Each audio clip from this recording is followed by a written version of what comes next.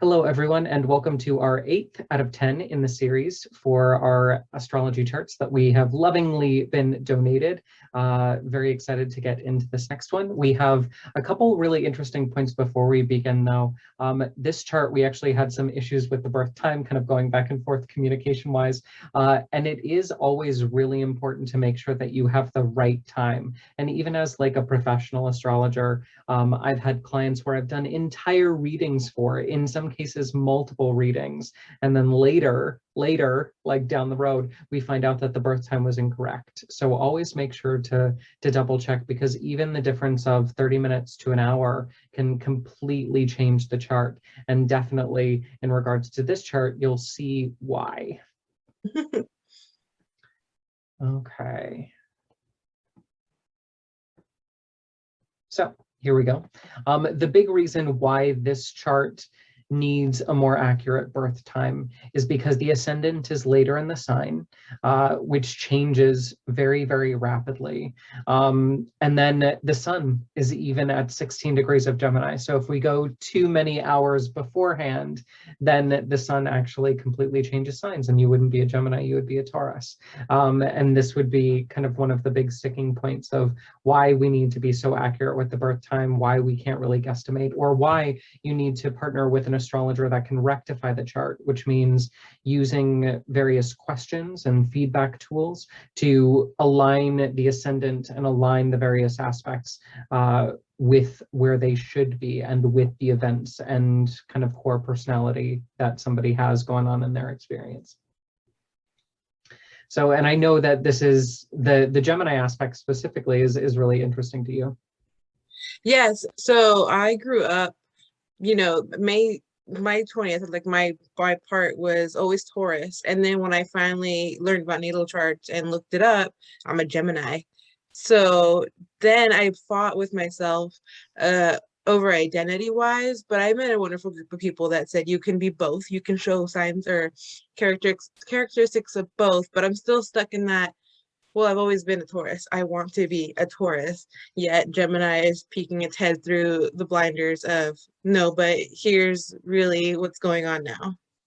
Yeah, and here's one of the ways that will really solidify through astrology consults what being a Taurus versus a Gemini means, because you have a lot of Taurus strongly placed in your chart, which we'll talk about. But then that Gemini is a little bit more essential in terms of kind of ego development and things like that. So as an example, your sun isn't just at 0 degrees of Gemini, but it's also at 0 degrees of Gemini within the 7th house of relationships. This makes relationships so important to your ego development. In early life, you could have, even before that sun got a chance to mature and develop, you could have even thrown yourself into relationships very early and attached yourself almost parasitically to that relationship dynamic. I must have someone in my life. And that can be a really core indicator, versus if the sun was in Taurus, we would call you a little bit more of a workaholic. You would be very health-centered and focused, which you have aspects of, but again, it would dominate a greater role in the life. That is very interesting, because I find myself more of that like parasitic side now than I did then. It's almost like a complete switch. I just remember being in high school and someone saying, we're going to get married, we're going to have kids. And I'm like, I don't see that. We're only in high school. Like, what are you talking about? Interesting. And this is where I think it's fun to explore different facets of the chart. So another key part of astrology is everybody knows their sun sign, right? Well, in some cases, they might not know the right sun sign, Right. which we've kind of just discovered. But it's the idea that the sun sign is often what people cling to, but the sun sign isn't just what we're looking at. We're looking at the moon, we're looking at the ascendant, we're looking at the ruler of the chart, several different factors, and each planet needs to be nourished and fed and given its time in the spotlight. You know, if we deny even one part of ourselves in this map, you know, we start to feel like life isn't giving us everything that we need, and we start to get a little spiritually hungry for things that we just can't put a finger on. But each one of these planets represents an aspect of who we are and what we need. But not all of them are the center role. Not all of them take the prime directive at every given moment of our lives. Sometimes we lean more on the moon, or we lean more on the sun, or in some cases you might find yourself really getting bashed by the aspects that are conflicting your Mercury. So we'll talk about each of those in turn. Okay, yeah, exciting.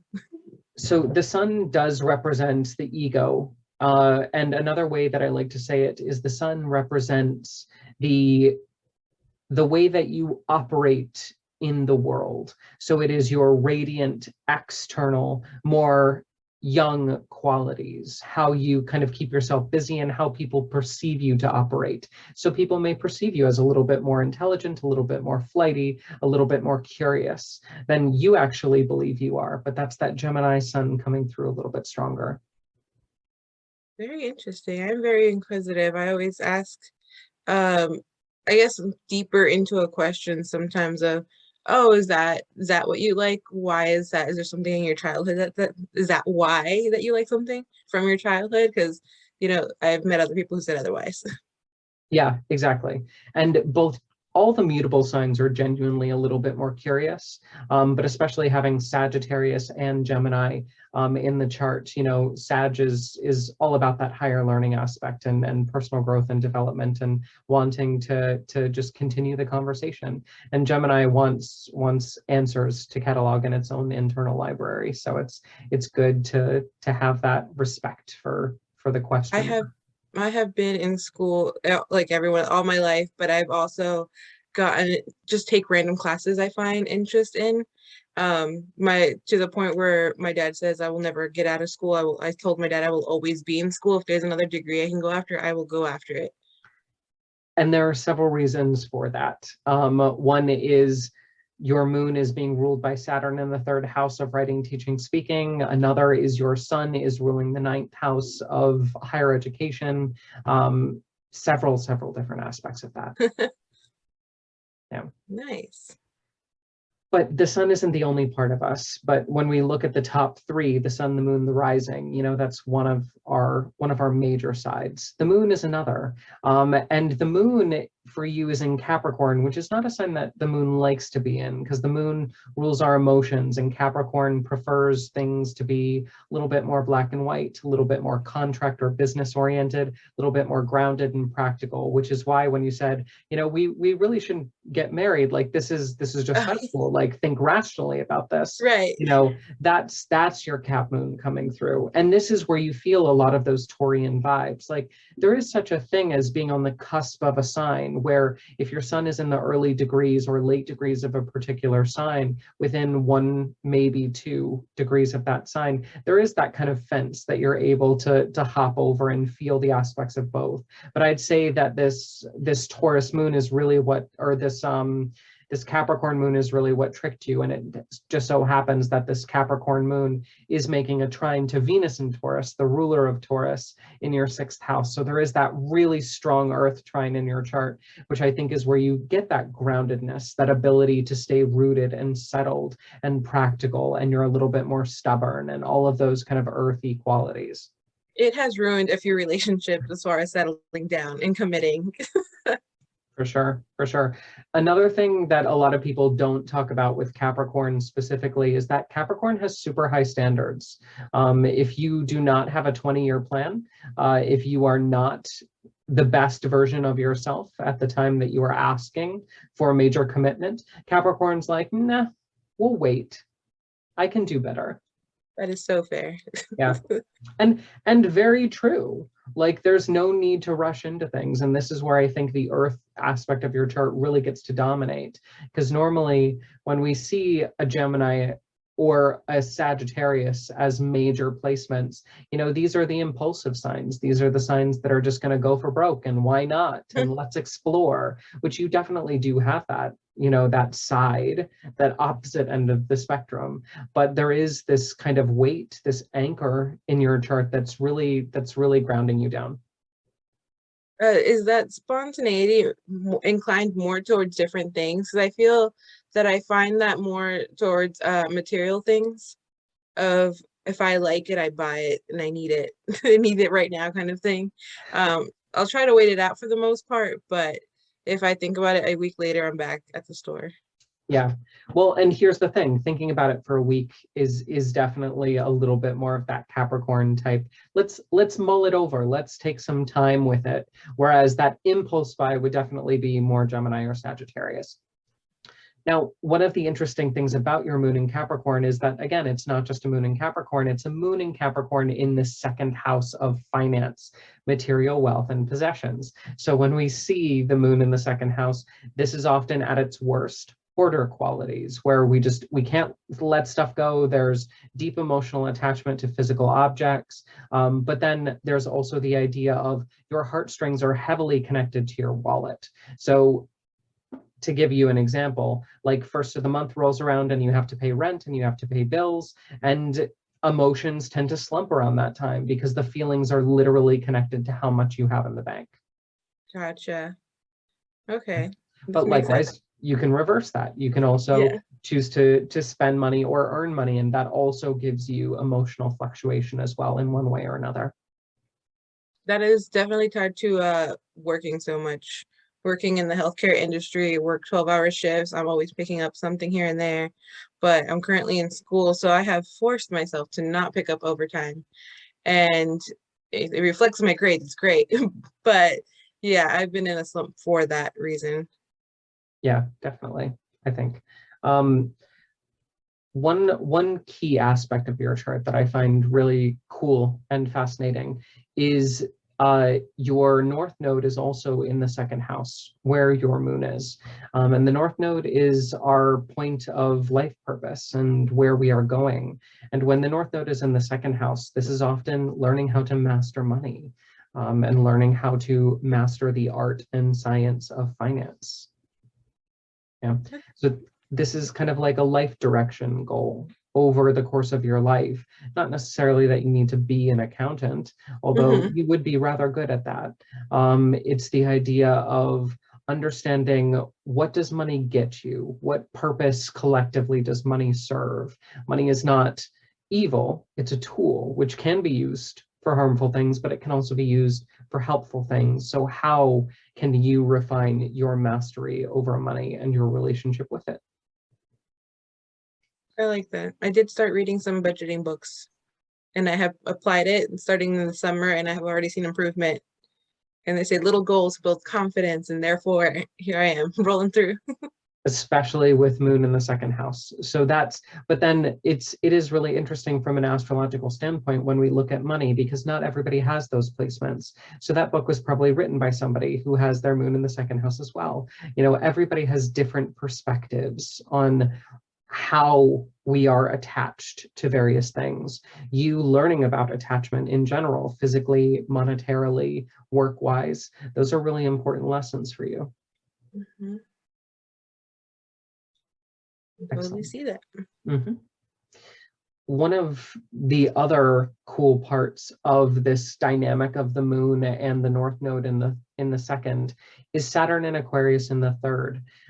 So when Saturn rules the second house and also rules major planets in the second house from the third, there's often the idea of becoming a teacher of the lessons that you accrue over the course of your life, because Saturn is very well placed. You would also do very well in a teaching profession. Um, you know, with your resources and your adaptability, you'd pretty much do well in any profession. But the idea of you stepping up to the plate and teaching the next generation what you had to learn the hard way is Hmm. definitely part of your chart on the road. Oh, I love that. I've had readers tell me that they see me in the future teaching, um, just whichever. And I've heavily been focused in herbalism and healthcare and just putting them together, bringing tradition and modern together into one thing. And I have found myself just, what do you know about this? Oh, blah, blah, blah, blah, blah, blah, blah. And then, cool, awesome. I'm gonna go look that up or figure out more about this. So I like this. Yeah, for sure.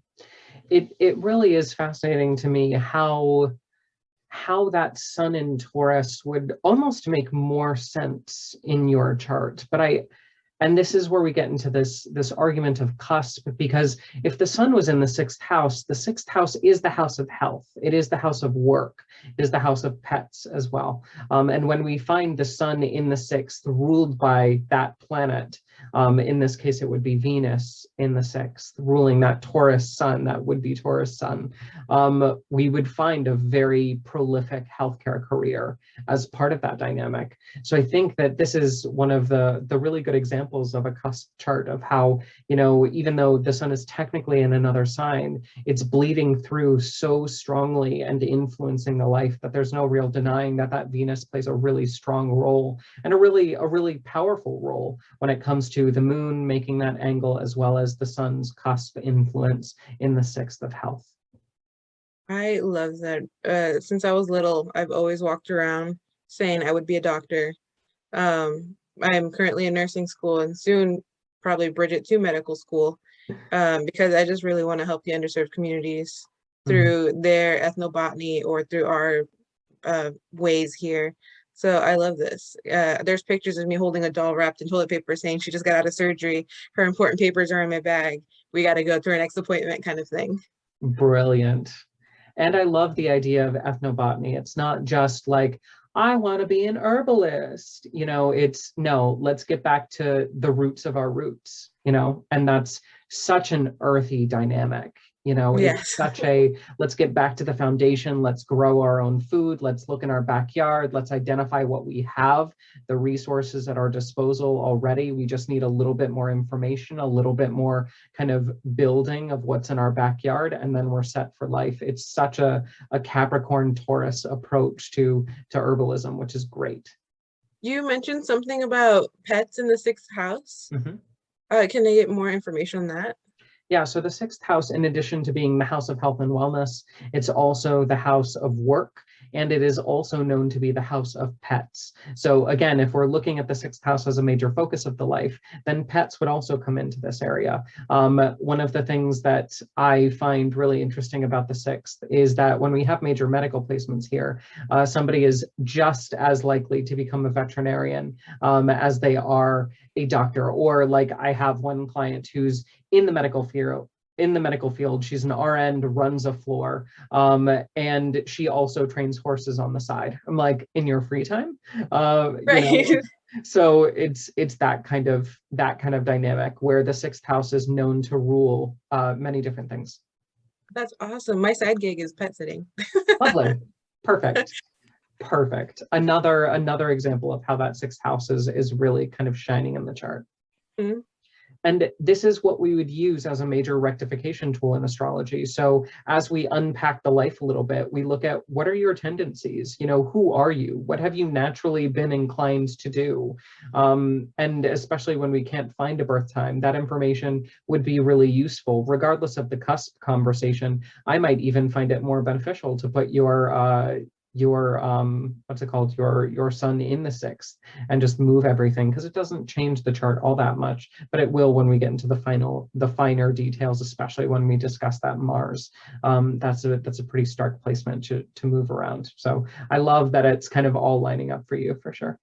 Yeah. Other than knowing your exact time, but is there a chance that it was like I don't want to say like a last minute decision for, the universe to come together and be like, we're pushing you at this moment where you're going to be combined in two different phases here, where Yeah. maybe it was planned one moment and now it's just, here you go. For sure. And there are many universal and human error things that we can look at. Like, as an example, I've heard this multiple times from astrologers who have attended births of friends or family or their own children, and the nurses could not care less about the actual time, and they're like, no, look at the watch. Like, you must tell me the exact time. When is that first cry? Give me that time. And sometimes they just ballpark it. They just guesstimate. And Yes. that can be a little bit dangerous. Oh yeah, I can see that. So then would it be the first cry that counts, or is it right when you make your full appearance? This is also the debate. Yeah. Yeah, first breath, first cry, full body into the Mm-hmm. world, cutting of the cord. some people use. It really just that actual separation where you are no longer part of your mother. So it's just something to think about as I go through. it is definitely. And I think it's really, for me, having attended only one birth in my life, I think for me, it was so palpable when I was in the room and I felt the cord cut. And it was like, even if I had my eyes closed, like there was an energetic shift in the room where I was like, it's done, Right. where it wasn't that way when the baby first came out, and when it was crying. So I think that was part of my interesting kind of experience. But again, it really is a very personal, but also kind of very messy process. There's so much Right. happening in that room. So how do we determine that? Oh, okay, interesting. It's almost, I think moving forward, if I were to have kids, I will try to set some kind of boundary so that the universe can be like, okay, if that's when you want your child to count as being on Earth, this is how we're going to do it. Right. Right. And I know that ambiguity doesn't really sit well with earthy placements in general. So in Right. some cases, I think maybe if you didn't have that sun in Gemini, maybe you would be a little bit too rigid. Maybe you would be a little bit too fixated, a little bit too grounded. And that Gemini moon may provide just a little bit more inspiration, a little bit more lightness, a little bit more air, a little bit more curiosity than you would have had otherwise. Right. Okay. Yeah. So stuff to I can consider. see where they're both coming in. Mm-hmm. And definitely stuff to consider throughout the life, because the chart, although the natal chart doesn't change per se, our experience of the natal chart does as we grow our own gifts, as we step into our own power, as we learn from our lessons. There are several ways that the chart can still be the same, but again, we experience it differently because we've mastered or allowed certain parts of ourselves in that we previously did not allow in. Mm-hmm. Okay. Yeah. As an example, early life for you and your family dynamic has another really fascinating aspect. We have the fourth house of family is being ruled by Jupiter and Virgo up in the 10th. And this can often be the family having unwanted fame attached to it, or lots of publicity or success that is often both a blessing and a curse, because Jupiter does not necessarily enjoy being in Virgo, the sign of the manager. Jupiter likes no holds barred, let's live life to the fullest, let's throw a party type energy, and Virgo calms that down and kind of rationalizes the irrational. But having that 10th fourth dynamic, we can often find that there's a tension that often sours the chart in a certain way when parents are concerned. Interesting. As far as unwanted fame or anything like that goes, we're not like famous or anything, but we're known for throwing good parties. Yeah. That's pretty much it. I can't think more into that, I guess. Yeah. We're just known as the trio that played soccer growing up, Yeah. and that we're good kids. Something to consider, as well as the Jupiter aspect is also ruling your chart as well, because we have your ascendant in Sagittarius, meaning Jupiter is the ruler of your chart, also triggering that Jupiter in Virgo in the 10th. And the 10th is the house of fame. It's the house of the spotlight. It's the house of look at me, right? It's the house of success. So when we see the ruler of the chart, but also the ruler of family in that 10th house, there can often be this spotlight, but because Jupiter is in a harder place, that spotlight can often come with strings, unwanted attachments, or the idea of, don't look at me, even though everybody's looking at you. Okay. I don't know if I can think of any things that would go there at the moment. Yeah, something to just think about. One of the interesting parts of a consult is that we're going back and forth and we're discussing the life, but it can be a lot to flip through mentally and emotionally, and to change gears and to kind of analyze so many parts of the life. So think back on these aspects and just kind of let let the information and the symbolism and the archetypes kind of stew in your awareness and see how it matches up. And if it doesn't match up, maybe I'm giving a wrong interpretation, or maybe as you research that placement, think of how that would manifest in your life. And again, astrology isn't meant to be this tool of, I'm right, this is how your life is supposed to be. If you argue with it, then you're the wrong one. It's supposed to be, what could that mean? How can that help me understand my family dynamic, help me understand myself a little bit more? And how can we use that Jupiter as a learning tool? Yeah, okay. Yeah, definitely. Cool. Any questions, comments, concerns so far? Any areas of the life that you'd like to kind of go back over, or thoughts about things that you're maybe interested in looking at deeper? Let's see. We went over the cusp thing was the one thing I was very interested in. But let's see, Capricorn, you definitely demystified that for me, because I've always known I was a Capricorn moon. I just didn't know how that really manifested besides like 2 or 3 words someone would throw at me. So that helped out a lot when you mentioned that. Family life, I guess, moving forward, or like how it affects my current decisions or manners or ego. I guess I just want to look deeper into how I can navigate that currently. Sure. So the fourth house of Pisces is the fourth house for you in Pisces is the fourth house of home and family. Sorry, 1 second. Yeah, no worries.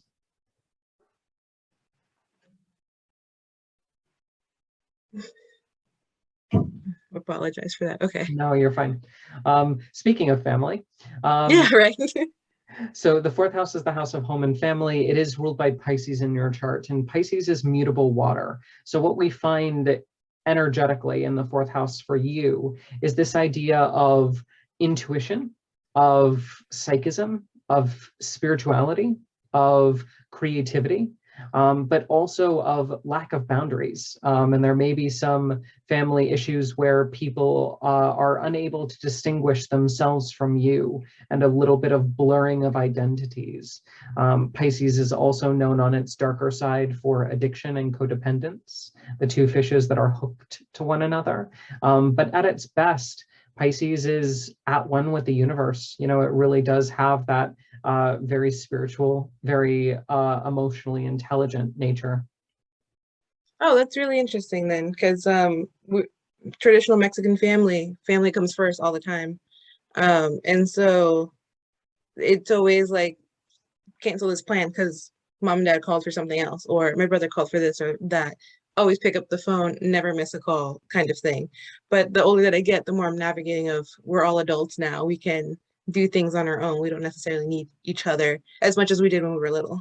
Okay, this is really great clarification, and this is definitely the key words that I'm looking for when we examine the ruler of the fourth and the ruler of your first in the 10th. The 10th is the house of success. It is also the house of fame, but it is the spotlight house. And the idea of having the ruler of your house of family in the 10th, it's that attention. It's that I must pay attention to my family. Family comes first. Family is literally at the highest point of the chart, the pedestal of the chart. What's there? Family. And that's a really interesting dilemma, because we also have the ruler of your first house of self, the ruler of your chart as Jupiter as well. So who do I put on that pedestal? Do I put my family on that pedestal, or do I put me on that pedestal? What's more important, and can they coexist? Can we have two things on that pedestal at the same time, instead of just having this blind exaltation of family? Right. Okay. Yeah, I see it going through generations. Even as my brothers go off and start their families, that their partners might say things like, I wish they wouldn't drop everything and go for this. And so it's just conversations that need to be had at some point. But that's just like almost ingrained in us of, we need to be there for each other, kind of thing. Yeah. So And this is interesting. I know this is so weird and quirky, but wordplay is really important to me. And when you say ingrained, when we look at Jupiter in Virgo, Virgo is the sign also known as the goddess of grain. And it's just the idea of being literally ingrained into that 10th house. And again, putting things up on that pedestal, but because Jupiter doesn't like to be in Virgo, again, things that should be free and easy become very micromanaged very quickly. And that discomfort that comes from trying to put something rather large into a small box can be tricky. Very cool. Yeah, for sure. Good stuff. Right. You said spirituality and psychism? Yeah, just the idea. Pisces is one of the more intuitive water signs, just because at its worst, again, it doesn't have boundaries, and that includes empathy boundaries and even telepathic boundaries, energetic boundaries as well. Like, you know, there is a hyper connection because boundaries don't necessarily exist for Pisces.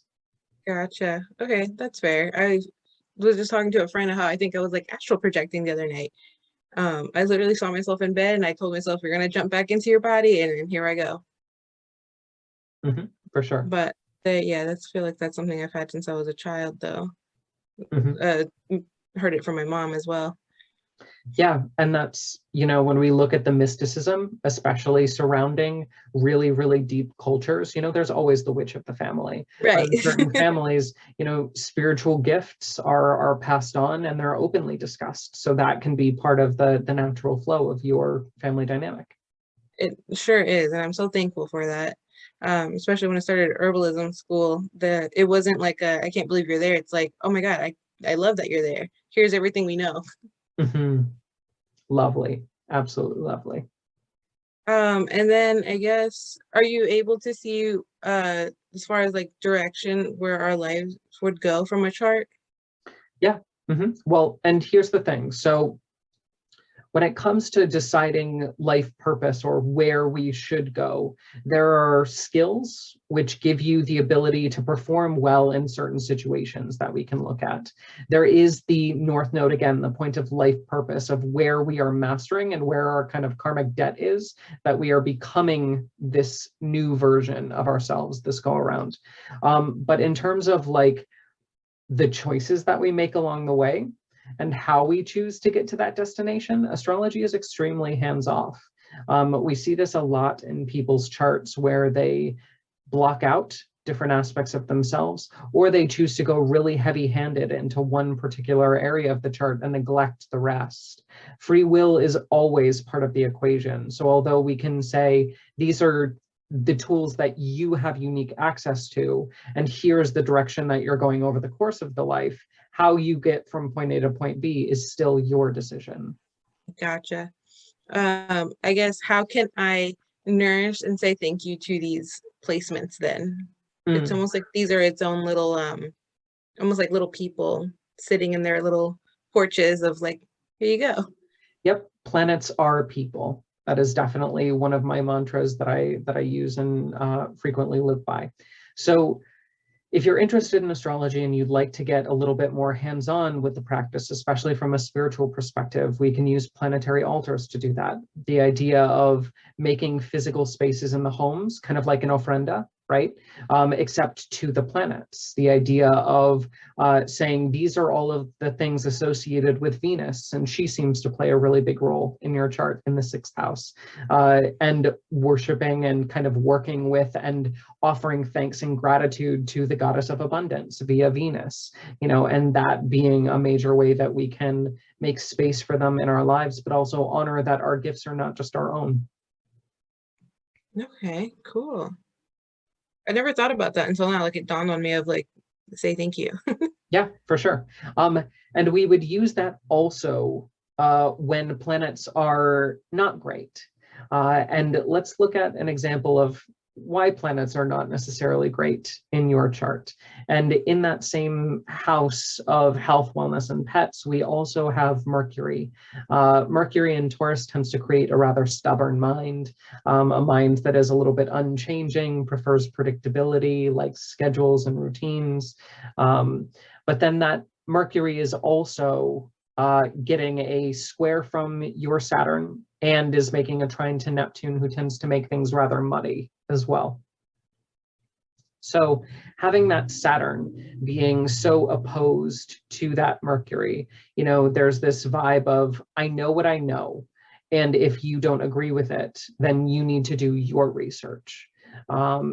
And there is that kind of mental stubbornness and that friction with authority figures specifically, which Saturn represents, that you might have trouble with in the teaching space, or as you grow to teach, that risk of being a little bit too set in your ways, a little bit too crotchety, a little bit too kind of Saturnian, and that fierceness may take a toll. So because Mercury rules things like the mind, communication, also rules over learning, things like that.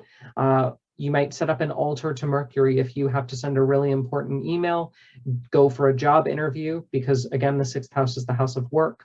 And also any writing or teaching or speaking gigs that involve communication, especially if you want your words to come out quickly, elegantly, and help somebody to understand what you're saying. Because Mercury is a little bit afflicted in your chart, we would want that altar to Mercury present in the home. We would want you to be making offerings to Mercury on Wednesdays, his day. And that sort of relationship with the planet can be helpful. Nice. Is it common or okay to say my Mercury is showing? Yeah, for sure. Perfect.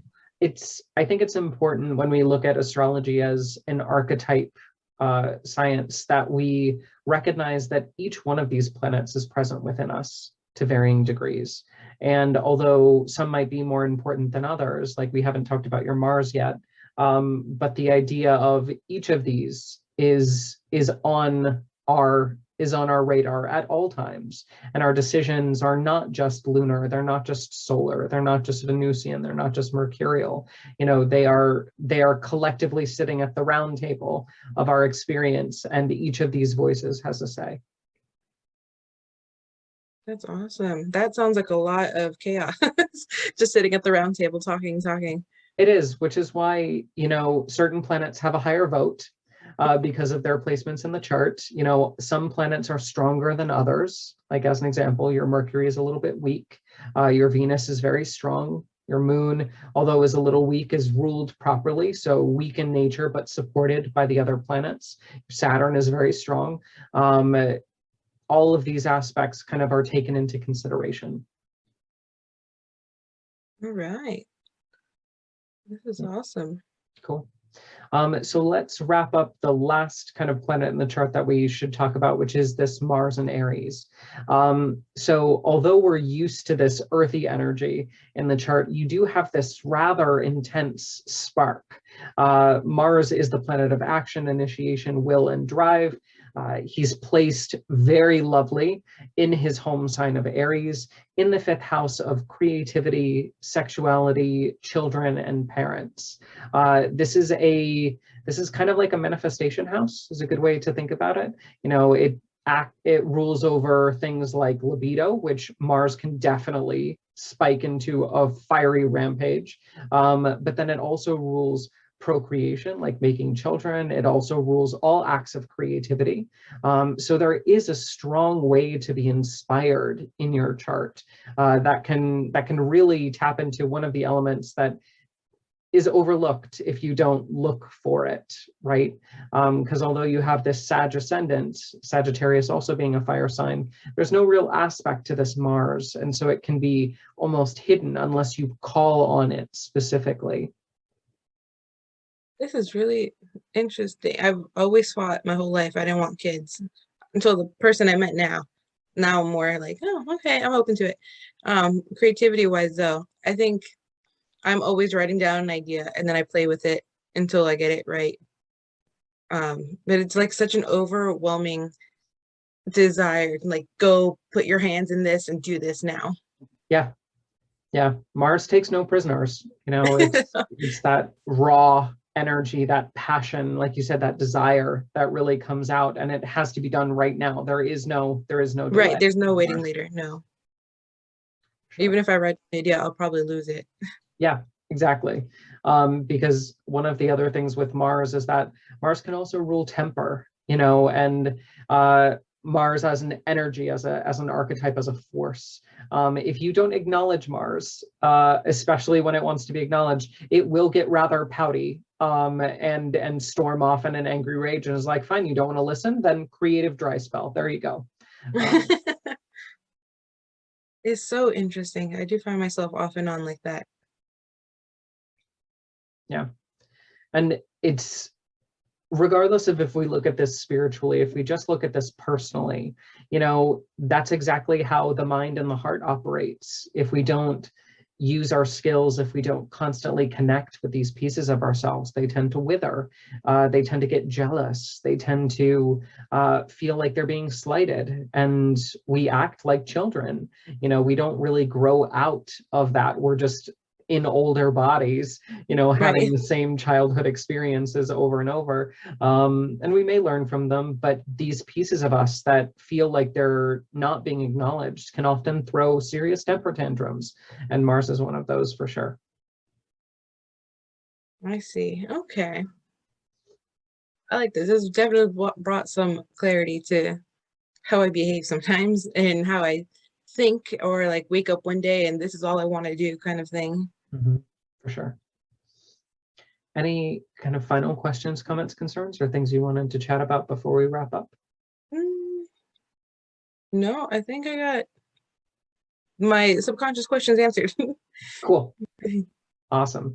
Yeah, and it is important to kind of just sit with this. You'll get a copy of the recording, so just re-listen to it, meditate on it, try to do some research if you're curious, and partner with these aspects of who you are, and just continue to learn about them throughout their life and let them kind of help guide and connect you back to you. Yeah, for sure. Thank you. You're very welcome. Thank you for donating your chart to science. Love it. Awesome. And thank you everybody for listening and watching and continuing with the series. We've just got a couple more videos to go, and we hope to see you next time.